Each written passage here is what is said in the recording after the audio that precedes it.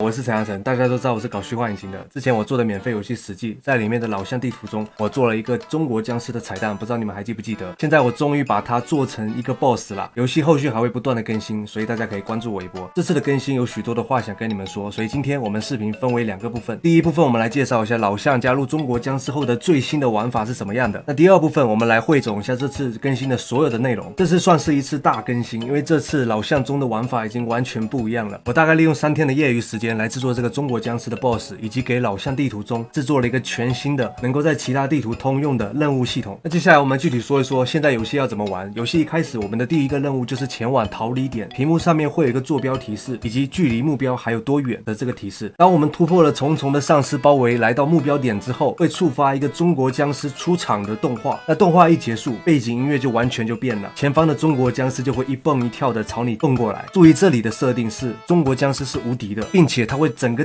全地图的去找你，所以你躲是没有用的，你也不能停，可能你一停下，你一回头，后面就是发着绿光的中国僵尸朝你蹦过来。不过也不用担心，中国僵尸的设定的它的速度是没有玩家的快，所以我们只要不回头不停下，一直往前走，它就追不上我们。那当中国僵尸出现之后呢，玩家的第2个任务将会被更新。第2个任务就是前往3条巷子中的尽头的信箱中去拾取符咒的碎片。玩家需要根据屏幕上面的3个坐标的提示去前往到目的地。当我们到达了任意一个信箱之前，我们按键盘的 F 键就可以拾取到我们的符咒碎片。这边要特别注意的是，当我们到达任意一个巷子的尽头，拾取到这个符咒的碎片之后，我们就必须要回头。那一回头就会遇到我们中国僵尸正在一蹦一跳的朝你蹦过来，还有可能就在你的身后。他会使用随机的招式向你攻击，你需要用你的身法去躲避他的攻击。那玩家的近战是可以击退他的。所以这里我来介绍一下僵尸的攻击技能。僵尸总共有4个招式，第1个招式和第2个招式都是正常的扑向玩家，只不过一个比较远，一个比较近，玩家比较好躲过。但是第3个和第4个招式，僵尸会有一个比较远的位移。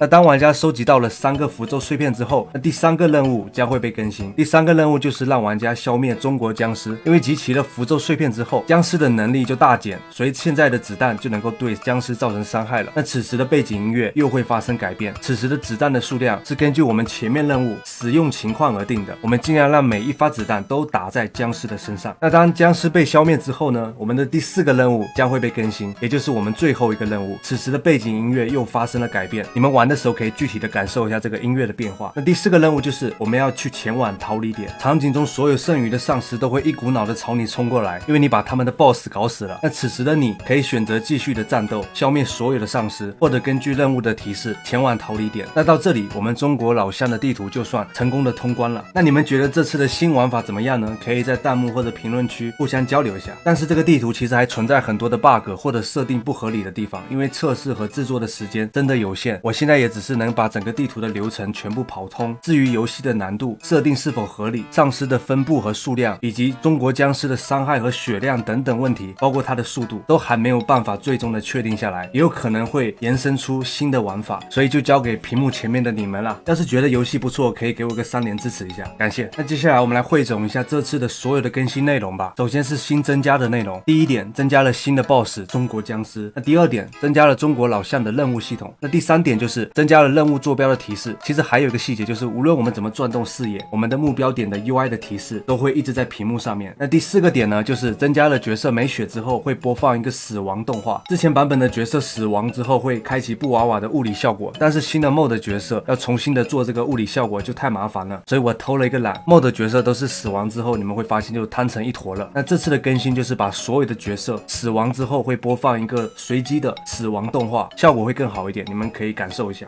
第5点呢，就是增加了新的 MOD 角色，正经玩家可以忽略这个更新。那接下来我们来说一说这次更新的调整的内容。首先第1点，我们调整了老巷的丧尸的布局，因为现在的老巷玩法变了，如果还是之前那么多丧尸的话，难度就太高了，我自己都打不过，所以我减少了丧尸的数量，并且调整了一下位置，让玩家尽可能在到达任务点这个过程中不会遇到太多的丧尸。那第2点就是增加老巷可以拾取的子弹的数量，因为我们现在难度增加了，还有一个 BOSS， 所以之前的子弹数量就不够了。那第3点就是在3条道路的尽头摆放了信箱的模型，方便玩家寻找。那第4点呢，就是不同的任务会有不同的背景音乐。之前的版本背景音乐都是一个音乐循环播放的，但现在也是因为玩法变了，每个小任务的节奏不一样，所以每个任务更新之后就会播放不同的背景音乐。那最后啦，我们这次视频好像有点长，希望你们能够看到最后，因为这些都是我这阵子的更新的成果，所以希望你们都能够看一看。那最后是修复的内容，我们修复了子弹击中死亡的丧尸之后，不会出现这种击中的反馈的 UI 提示，这样子我们就知道这个丧尸已经死亡了。好了，那这次的全部更新就是这些了。因为游戏制作的时间真的有限，都是利用我自己业余的时间来制作的，所以整体的制作进度会比较缓慢。那如果大家对这次的更新内容感兴趣的话，可以去更新下载一下游戏。有任何的建议或者是 bug 的反馈，都可以在评论区告诉我哦。那最后感谢大家一直以来的游玩，我们下一个视频再见，